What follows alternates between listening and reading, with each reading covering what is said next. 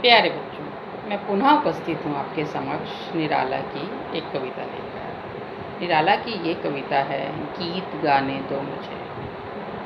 गीत गाने दो मुझे, पहले कविता पढ़ती हूँ, फिर इसके विषय में आपको बताऊँगी और फिर हम इसकी व्याख्या और चर्चा करेंगे।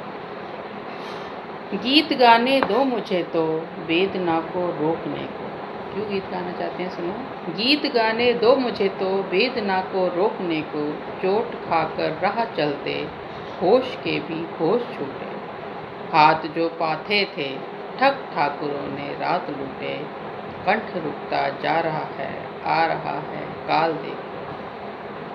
भर गया है जहर से संसार जैसे हार खाकर, देखते हैं लोग लोगों को सही परिचय ना पाकर।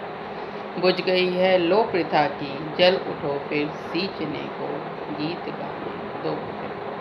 गीत गाने दो मुझे, इस गीत के माध्यम से, इस कविता के माध्यम से आप समझ सकते हो कि निराला यहाँ पर कितने दुखी हैं और अपने दुख का वर्णन कर रहे हैं कि आज समय कितना बदल गया है। आज इस कविता को समझना और भी आवश्यक हो जाता है, क्योंकि आज हम भी एक त्रासदी के युग में हैं जहाँ पे हम अपनी वेदनाओं को सही प्रकार से स्पष्ट नहीं कर पा रहे हैं, नहीं समझा पा रहे हैं। आज सचमुच व्यक्ति से व्यक्ति का नाता बदलता जा रहा है।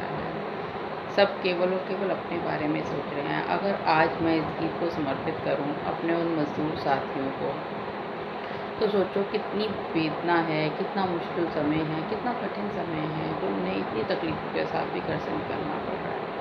और रोज़ हम देखते हैं कि आज इतने मज़दूर मृत्यु को प्राप्त हो गए, आज उतने मज़दूर मृत्यु को प्राप्त हो गए, जो बहुत तकलीफ दह विषय है। ऐसे में मुझे लगता है कि हम सबको उन मज़दूरों के प्रति संवेदना रखनी चाहिए।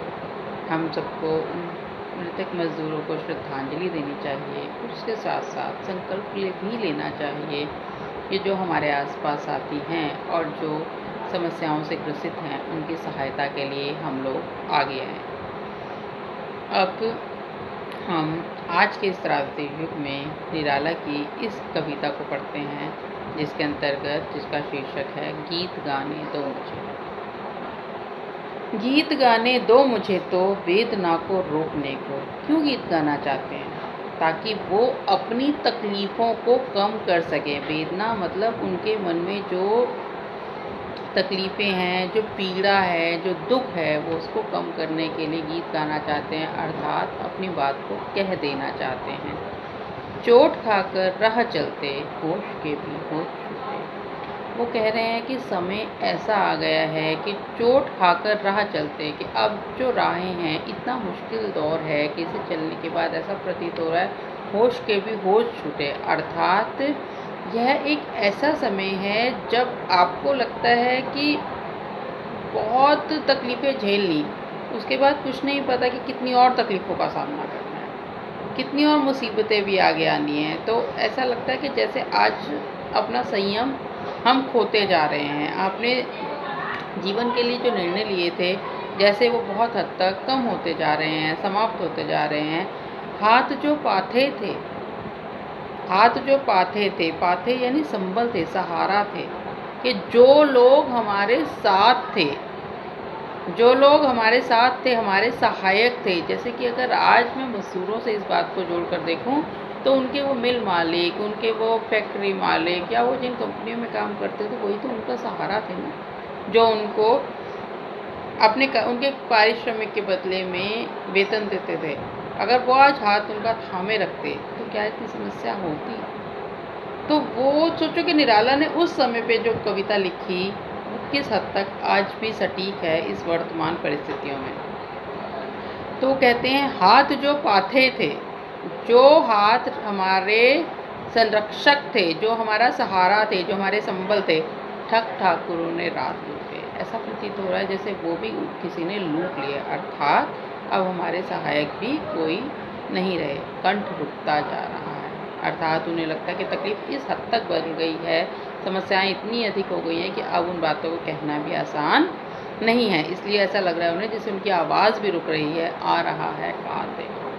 और उसके साथ साथ यह भी प्रतीत हो रहा है जैसे अंत समय भी निकट आता जा रहा है, काल जैसे कि उनके निकट आता जा रहा है।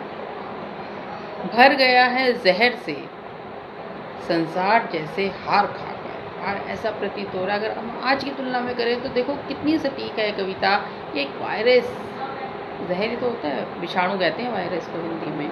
तो आज उस वायरस ने कैसा जहर भर दिया है, कितनी जाने, रोज़ नए केसेस आते हैं, रोज़ नए लोग मृत्यु को प्राप्त होते हैं, जो मात्र आंकड़े बनकर रह गए हैं। सोचो कितनों के घर किस हद तक बर्बाद हो रहे हैं, लेकिन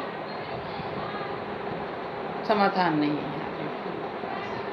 भर गया है जहर से संसार जैसे हार खाकर, देखते हैं लोग लोगों को सही परिचय ना पाकर। अब लोगों को लोग देखते हैं, लेकिन ऐसा लगता है कि जैसे कोई अपना परिचय किसी को देना नहीं चाहता, कोई किसी से उनका परिचय लेना नहीं चाहता। आज सोशल डिस्टेंसिंग ने हमें सचमुच एक दूसरे से बहुत अधिक दूर कर दिया है, लेकिन इसके बिना भी कोई चारा ही नहीं है। बुझ रही है लो प्रथा, ऐसा प्रतीत हो रहा है कि प्रथा मतलब पृथ्वी की लौ बुझती जा रही है, अर्थात बहुत अधिक तकलीफ़ें बढ़ती जा रही हैं। जल उठो फिर सींचने को, तो कहते हैं कि अभी भी, लेकिन उसके बावजूद भी निराशाएं हमें अपने ऊपर हावी इतनी नहीं करनी चाहिए कि हम सब कुछ समाप्त कर कर हार मान लें। हमें फिर उठना होगा और फिर हमें इसे मतलब जलाना होगा और फिर उसे नए सिरे से सीखना होगा। और यही आज के समय में आवश्यक है कि बहुत सारी हिदायतों के साथ, एहतियातों के साथ हमें पुनः जीवन को आरंभ करना होगा। तो आज इस कविता को हम यहीं पर विराम देते हैं, और इस कविता में केवल ये 2 ही पैरा थे जो मैंने आपको पढ़ाए हैं, और इसके बाद इसके प्रश्न उत्तर भी हम चर्चा यहीं पर कर लेते हैं। कंठ रुक रहा है, काल आ रहा है, इसका मतलब क्या है, बात मन में क्यों आई? तो कंठ रुक रहा है कि उन्हें ऐसा लग रहा है कि गले से आवाज़ भी नहीं आ रही और काल आ रहा है, अर्थात उन्हें मृत्यु कितने करीब नज़र आ रही है, तकलीफ़ें कितनी पास दिख रही हैं। ठग ठाकुरों से, दूसरा प्रश्न, ठग ठाकुरों से कवि का क्या आशय है? ये मैं पढ़ देती हूँ, इसमें जो लिखा है। कवि निराला ने ठग ठाकुरों के माध्यम से समाज के उन लोगों की ओर संकेत किया है जो बाहुबल, धन बल आदि के बल पर आम आदमियों का शोषण करते हैं, उनमें फूट डालकर अपना स्वार्थ सिद्ध करते हैं। ऐसे लोगों को ठग ठाकुर कहा गया है, और वो ऐसे ठेकेदार हैं जो सज्जन भी बने रहते हैं और साथ में दूसरों का बुरा भी करते रहते हैं। अगला प्रश्न है, जल उठो फिर सींचने को, इससे क्या बताने का प्रयास किया है? अर्थात जीवन में हार नहीं माननी, रुकना नहीं है, थकना नहीं है, जीवन जहाँ से आरंभ हो वहीं से पुनः आरंभ करने की आवश्यकता है। तो ये 3 प्रश्न इसमें मुख्यतः हैं जिन्हें आप करेंगे, और इस कविता को कि मैं एक पीडीएफ भी आपके पास भेज रही हूँ, इसे पुनः पढ़िएगा, इसकी व्याख्या भी भेजूँगी, उसे भी पुनः देखिएगा। मैंने आपको बहुत संक्षेप में समझाने का प्रयास किया। अभी आपके पास जो भी प्रश्न हो इस वीडियो को देखने के बाद आप उन्हें रख सकते हैं। धन्यवाद।